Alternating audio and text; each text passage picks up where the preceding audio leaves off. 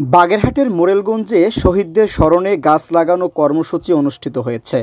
গাছ লাগান, পরিবেশ বাঁচান এই স্লোগানকে সামনে রেখে বৈষম্যবিরোধী ছাত্র আন্দোলনের পক্ষ থেকে মোহাম্মদ শফিকুল ইসলাম রানার উদ্যোগে বৈষম্যবিরোধী ছাত্র আন্দোলনের শহীদ শিক্ষার্থীদের স্মরণে গতকাল দুপুর ২টায় মোরেলগঞ্জ উপজেলার ৯০ বাস স্ট্যান্ড বালুর রাস্তায় এই বৃক্ষরোপণ কর্মসূচি পালন করা হয়।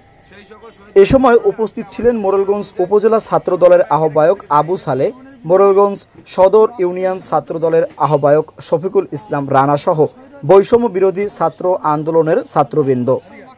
এ সময় ঢাকা মহানগর দক্ষিণ শ্যামপুর থানা শ্রমিক দলের আহ্বায়ক মোহাম্মদ হারুন রশিদ বলেন, আমরা সৌন্দর্যের জন্য যে হারে গাছ কেটে ফেলেছি এর প্রভাব কিন্তু সবাই অনুমান করতে পেরেছেন।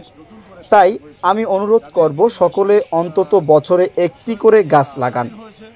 গাছ শুধু পরিবেশকেই বাঁচায় না, গাছ আমাদের অক্সিজেন দেয়। তাছাড়া গাছ থেকে বিভিন্ন রকম দুর্যোগের হাত থেকেও রক্ষা পাওয়া যায়।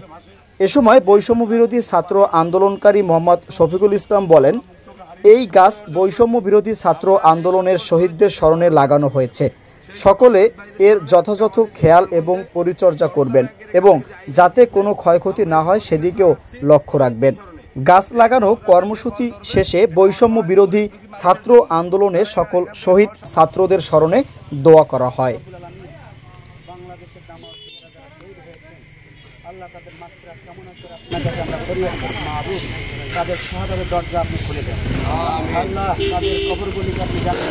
মোহাম্মদ ইকলাস শেখ, মোরেলগঞ্জ, বাগেরহাট।